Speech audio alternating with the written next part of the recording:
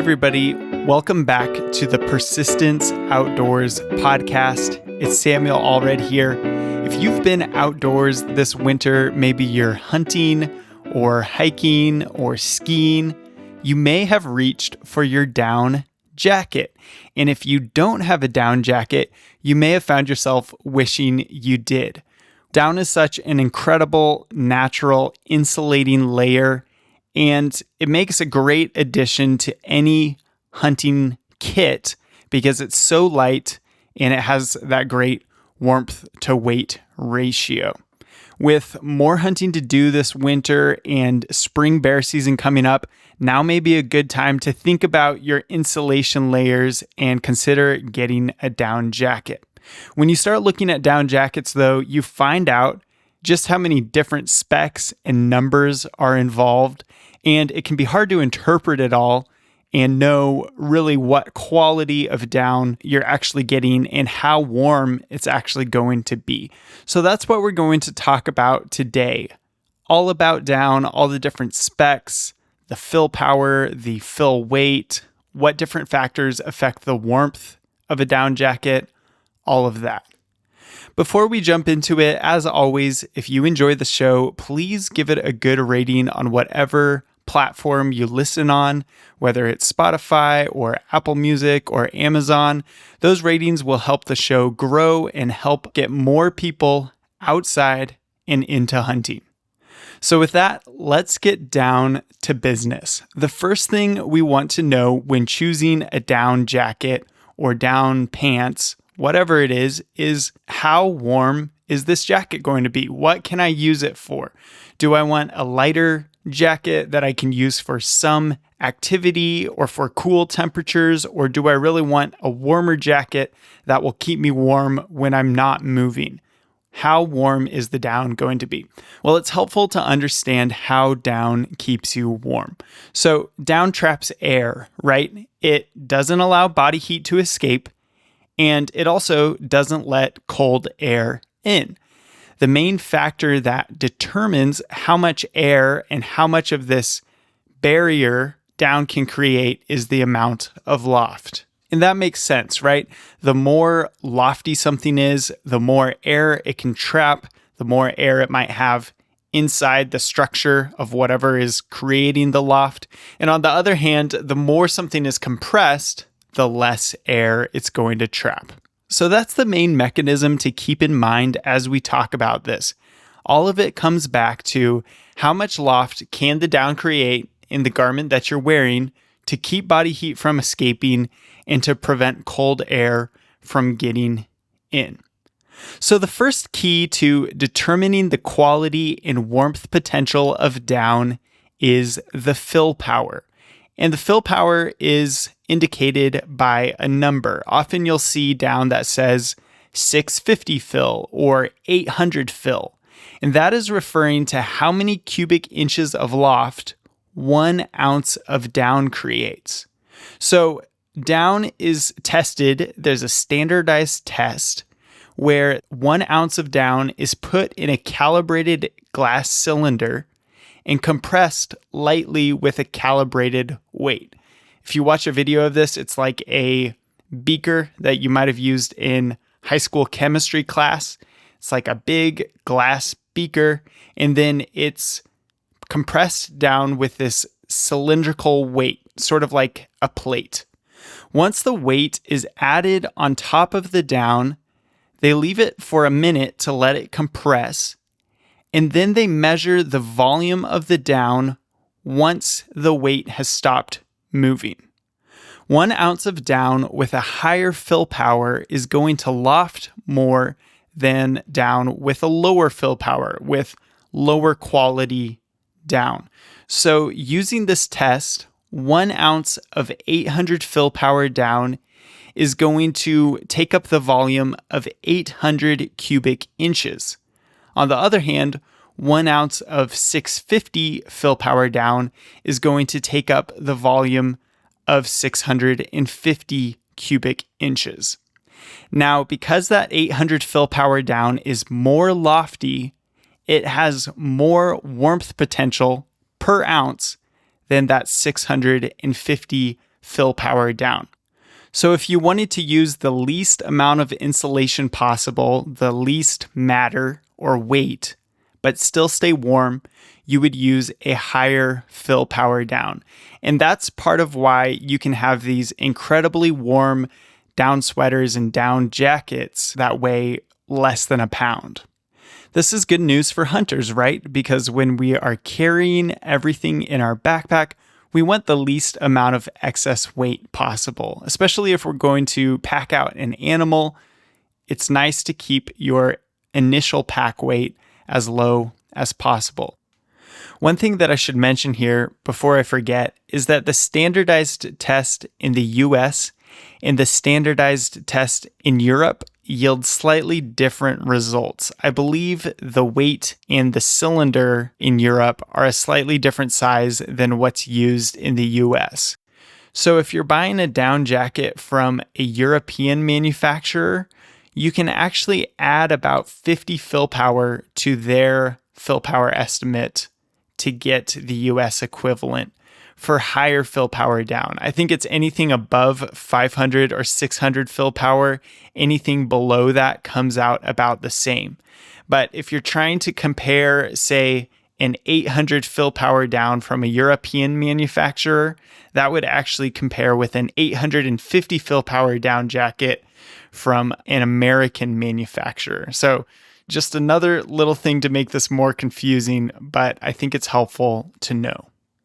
Okay, with that out of the way, another great property of down is its compressibility. You can squish all the air out of down, leaving only the matter that's left that makes up the plumage, right?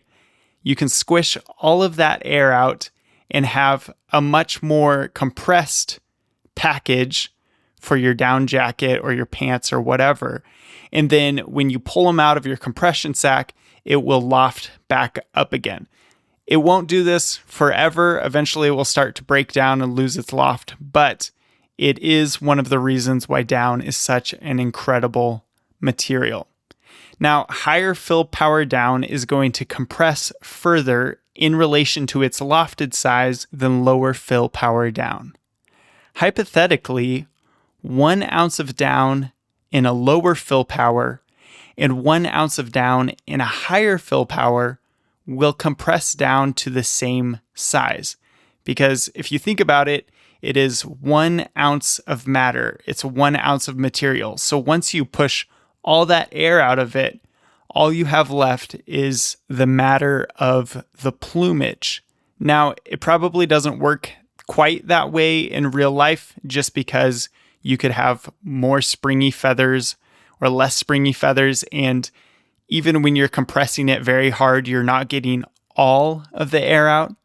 But it is helpful to remember that 1 ounce of down of one fill power and 1 ounce of down of another fill power should compress to a similar size. All right, so that's fill power, clear as mud, right? I'll give you one last way to think about it before we move on. So since 800 fill power down creates 800 cubic inches of loft, a half ounce of 800 fill power down will create 400 cubic inches of loft. Now, if you have 1 ounce of 400 fill power down, that will create 400 cubic inches of loft. That means that 1 ounce of 400 fill power down will create the same amount of loft as half an ounce of 800 fill power down. And since loft is the main mechanism in which down keeps us warm, 1 ounce of 400 fill power down is going to have the same warmth potential as half an ounce of 800 fill power down. When you're shopping for a down jacket, fill power is going to be the main thing that's advertised. You'll see, again, 650 fill power, 700 fill power, 800 fill power. But knowing the fill power alone doesn't actually tell you how warm the jacket is. It could be an indication because it does indicate the quality and loftiness of the down, but without knowing how much fill is in the jacket, you won't have any way to compare the warmth potential of two jackets. So that's the spec that you need to look for. You need to look for the fill weight. People making high quality jackets for outdoor use and hunting are going to list the amount of fill they put in the jacket. If the fill weight isn't listed, maybe they don't want you to know. That's just my speculation, right? But it's something you need to look out for. Once you know the fill power and the fill weight, now you can start comparing the warmth potential of two different garments. So if two jackets have the same fill power, say it's 700 fill, and one has 4 ounces of down, while the other one only has 2 ounces of down, the one with 4 ounces of down is going to have more warmth potential. Now, if you have different fill power, it becomes a little bit more tricky. Like I said, 1/2 ounce of 800 fill power would equal 1 ounce of 400 fill power in cubic inches of loft, right? So that's one way that you can start making the calculation. The easiest way I found to compare two similar jackets, comparing their warmth potential, is to just multiply the fill power by the fill weight. This is going to give you the total cubic inches of down in the jacket, or total cubic inches of loft potential, if you want to put it that way. And whichever jacket has the most, all else being equal, that jacket is going to be the warmer garment. Now, that's a big caveat there, right? Because every jacket is constructed a little bit differently. So it's highly unlikely that you're going to find a jacket that is made in the exact same way as another jacket with just a difference in fill power or fill weight. So what else could affect the warmth potential of a jacket? The first thing that comes to mind is fit. Someone in my family recently was talking to me about their pants, their jeans, and they were saying, I'm so glad that looser jeans are coming back into style because they're just so much more comfortable. But the one problem I have is that you can kind of get a draft up your leg. They're just not as warm. So when the winter rolls around, I'm starting to get cold. That's an important consideration for your down jacket. Recently, I was testing a couple different down jackets, and one of the jackets had a little too much room in the midriff. This jacket had a very high fill power. It was something like 800 or 850 fill power, and it also had something like 6 ounces of down. So it was a very warm jacket. It had great specs. But because of the way it fit, there was this extra air pocket right around my belly. And it actually wasn't that bad when I was still, when I was sitting still or standing still. But when I walked, there would be just a big whoosh of air coming up and out of the jacket and through that empty space around my midriff. So that actually made the jacket feel colder than another jacket that had the same fill power, slightly less fill, but a much better fit. With the other jacket that fit closer to my body, I was warmer and there was less airflow kind of vertically up from the bottom and out the neck than with the jacket that was cut a little looser. So that's something to pay attention to. A jacket that fits you a little bit better is going to trap that air a little more effectively, prevent cold spots, and keep you a little bit warmer. It gets a little bit tricky with layering because you may want a down jacket that is big enough to go over other layers, but you can make that decision just based on what layers you have and how you like to layer. Another feature that you should consider is baffle construction. The baffles are the spaces between the stitching that hold the down in place, right? So generally speaking, bigger baffles are going to allow more room for the down to loft, creating more potential for warmth. Smaller baffles will have less room and less room for loft. So if you want a seriously warm down jacket, you're probably going to be looking for something with bigger baffles. Bigger baffles actually work better with higher fill power down because the higher fill power down lofts more and can fill up the space of the bigger baffles. If you have big baffles with a lower fill power down, though, that can work against you because there's a chance that the down won't loft to the entire size of the baffle, and it will just sit towards the bottom of the baffle while the top of the baffle doesn't have any insulation there and could let the cold air in or the warm air out. So you do have to make sure that the baffle is the right size for the fill that's used.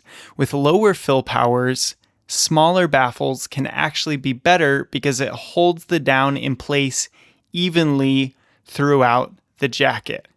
Manufacturers know this, though, so if you're buying from an outdoor or technical apparel brand, larger baffles are generally going to indicate a warmer piece of clothing. When looking at puffy jackets, you may also see a down to feather ratio. The down to feather ratio indicates the quality of the down. There are always going to be feathers in the down because it's practically impossible to completely separate the feathers from the down during the harvesting process. I assume they sort it somehow, but it's practically impossible to get all of those feathers out. So often you'll see a number that says 80% down, 20% feathers, or 90% down, 10% feathers. And that's just indicating the quality of the down. Technically, though, even down that has a higher feather content, if it's been rated for a certain fill power, it should perform the same as down that has been rated for that same fill power that has a lower feather content. So the fill power rating is more important than the feather to down ratio. If it's the same fill power, it should perform about the same.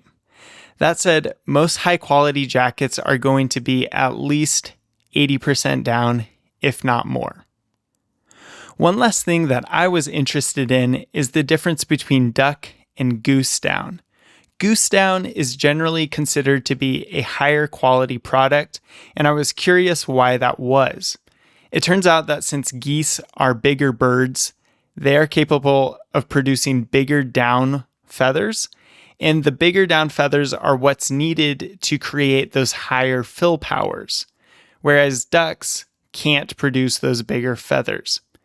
Now, if the fill power is the same between duck and goose down, if the fill power is the same, there shouldn't be a noticeable difference in performance. So if you have a duck down that's 650 fill and a goose down that's 650 fill, it should have a very similar performance. One other thing you'll see thrown around is that duck down can have an odor, and there's different theories on why that is. If the down's been commercially processed and washed, though, there really shouldn't be an issue.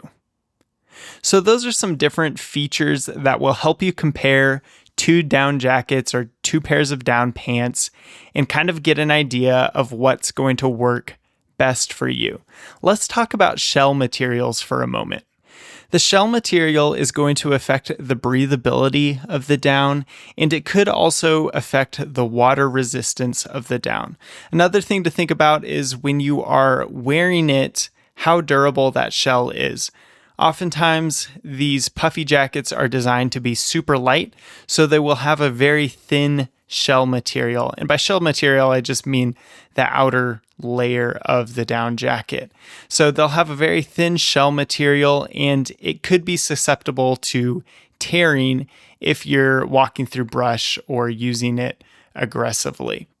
Most down jackets that I've seen have some sort of nylon shell, specifically ripstop nylon, and there will often be this little number like 15D or 20D.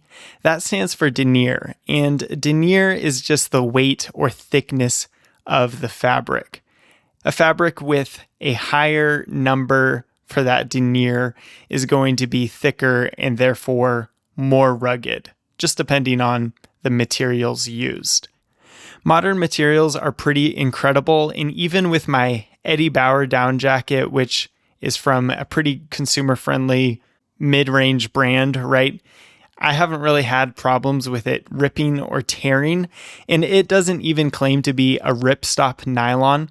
So I wouldn't get too wrapped up in the shell material unless you are looking for a certain performance aspect, like it being the lightest down jacket you can have, or a very rugged or water-resistant down jacket for your specific purposes.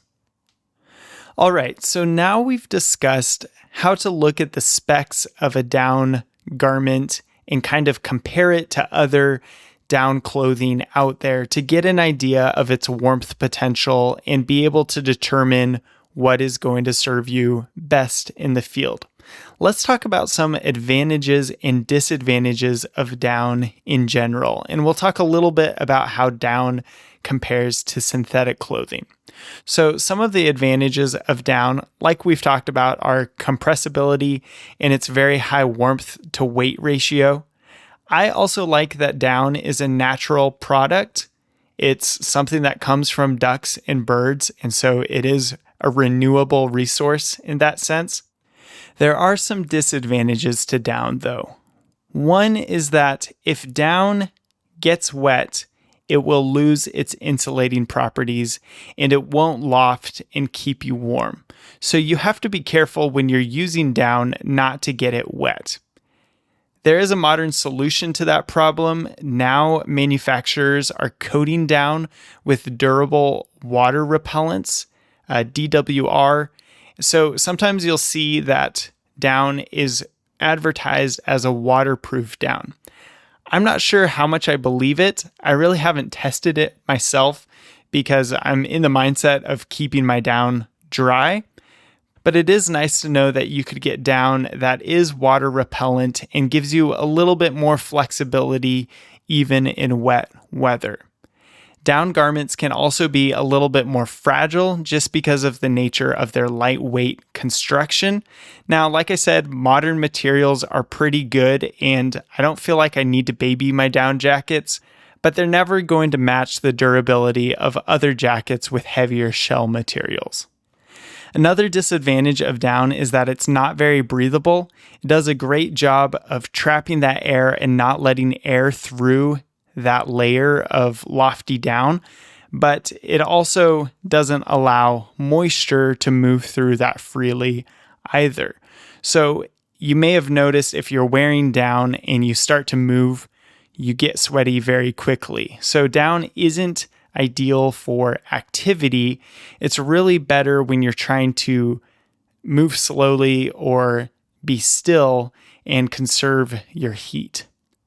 With down jackets that have smaller baffles, there is an amount of breathability that's afforded by those seams where the stitching is, and the smaller amount of insulation could allow a little bit more breathability. You're also not just going to be as warm with less insulation. So there are some down jackets that can be used in an active setting, but for the most part, they're just never going to breathe well as other materials like synthetics. Finally, there's the price. Down can be expensive, especially when you start looking at those higher fill powers and higher quality jackets. And especially compared to other clothing types, it can feel quite expensive. When considering whether to get a down fill or synthetic fill jacket, here's a couple things to think about. When synthetics get wet, they can still keep you warm to a degree because they don't lose their loft the same way that down does when it gets wet. So you can wear synthetics in wet weather, and even if your jacket gets wet in the insulation, it will keep you warm. Not as warm as if it weren't wet, but it can still keep you warm. Synthetics also tend to be more breathable, making them better suited for active wear. If you're going to be hiking a lot and you might sweat a little bit, it's nice to know that some of that moisture can escape and it's not just going to build up inside your jacket and on your skin and make you cold. A couple things that I don't like about synthetic clothing is that it can be very smelly and it's made of plastic. So if you've ever sweated in a synthetic t-shirt, you may have experienced how quickly it can go from smelling fine to just being super stinky. And I hate that. It's just not enjoyable at all. And I find that after I wear it once, I have to wash it. That's not the case with other types of clothing. With wool clothing, you can wear it over and over again, and it's not going to get that smelly. So synthetics with that gross reaction to sweat can be really unpleasant. I also don't like that synthetics are made of plastic, because every time you wash a synthetic jacket, you are washing out a bunch of microplastics with your water. And every new piece of synthetic clothing that is made is just more plastic in our world. I really don't like plastic. It's not that I'm going to get rid of it or never use it. Obviously, even down jackets have a synthetic shell. And so I see there are uses for plastic, of course, but if we could use less plastic, I'd be happy with that. And I don't like microplastics, and I don't want all my clothing to be made from plastic. So if I can avoid using more synthetic clothing, I will personally. And that is one reason to choose down, because more of it is made from a natural material than a fully synthetic fill jacket. Now, increasingly, you will see jackets that have a mixed synthetic and down fill. And in some ways, you can get a little bit of the best of both worlds. You can get that high warmth to weight ratio that you get from down, and the properties of warmth, even when wet, that you get from synthetics. So those can be good options if you need something that is a little bit more versatile than just a down jacket, or a little bit warmer than just your synthetic fill jacket. Synthetic fill jackets are generally going to be heavier for the same amount of warmth than a down fill jacket. So that's something else to consider. And they aren't going to compress as well as a down jacket. So they're going to take up more room in your pack. The nice thing about synthetics, though, to round this out, is that they're much less expensive. So if you are starting out, or if you don't have much money to spend, a synthetic option is going to be much more budget friendly than a quality down option. To wrap up here, let's talk a little bit about how to use and treat your down. When you're storing down, you want to make sure that it has room to loft. You don't want to keep it compressed in a stuff sack, because over time, the down will lose its loft. You want to keep it on a hanger or in a mesh bag, some way that allows it to fully loft and not store in a compressed state for a long time. When you're using down in the field, you do need to protect it from dirt, oils, and moisture. If dirt or oils work their way into the down jacket, it will start to lose its loft and the down will start to clump. And that's the same with moisture. If your down gets significantly wet, it will start to clump and lose its loft, and therefore lose its warmth potential. If your down jacket does get wet or does get a little bit dirty, all is not lost as long as you don't keep doing it repeatedly. You can wash and re-loft your down. So usually the process is just going to be putting your down in a washer on a cold, gentle setting with just a little bit of detergent. You'll wash the down and then put it in your dryer. And in your dryer, you'll want to put it on tumble dry on low heat with a couple of tennis balls. And as the down garment is drying, those tennis balls will bounce around in the dryer and hit the clumps of down, helping to break them apart as the garment dries. It's really annoying in your dryer. It can be kind of loud, but it is worth doing to re-loft that down and get it back to its warm and puffy state. You want to make sure that you're using gentle detergents and using a low heat so that you don't damage anything, especially with those thin nylon outer shells. With a very high heat, you could melt or damage the garment. If your down has a waterproof coating on the down or on the shell, you may need to reapply after washing or use a special detergent that doesn't strip that away. If you keep your down dry and you keep it clean, it should last you for a very long time. All right, well, I think that's about it. I hope this has been helpful for you. Now's a great time to get a down jacket. You may start to see down jackets going on sale after the holidays and kind of the winter clothing push. So if you want to get a great deal on a down jacket, now's not a bad time to be on the lookout. And personally, I'm super excited to use my down jacket for bear hunting season. Bear hunting season's coming up in the spring, and it can involve a lot of sitting and glassing on windy knobs. Last season, I was hunting with my dad and brother, and we were sitting in the shadow of a mountain glassing a sunny hillside, and we were just freezing our butts off. It must have been 15 degrees cooler than the rest of the area around us. So I was very motivated to get a down jacket that would keep me warm in that sort of scenario, but would still be light enough to put in my pack when I'm hiking in and backpacking in those rugged mountains that bears like. So I'll keep you updated on how that goes. If you're looking for a couple good down jackets at different price points, you could check out Eddie Bauer down jackets. Those are less expensive down jackets, but I've had a good experience with the Eddie Bauer Cirrus Light down jacket. It's really more of a sweater. It's good in maybe that 40-degree range, but it's very versatile and it makes a great, very light layer to put in your pack. If you wanted to step up a bit to something more rugged, but also much warmer, you could look at the black Ovis Recon down jacket.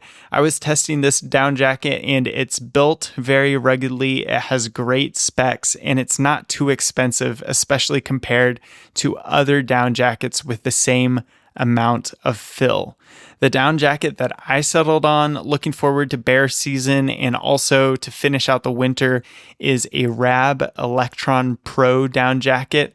This down jacket is a higher end down jacket and it's going to cost you a little bit more, but man, the fit and finish is incredible. It's very warm. It just feels great when I put it on. So I'm really excited to keep wearing it and see how it performs in the long run. So if you're looking for a down jacket, all of those jackets I've had my hands on and they would be great options.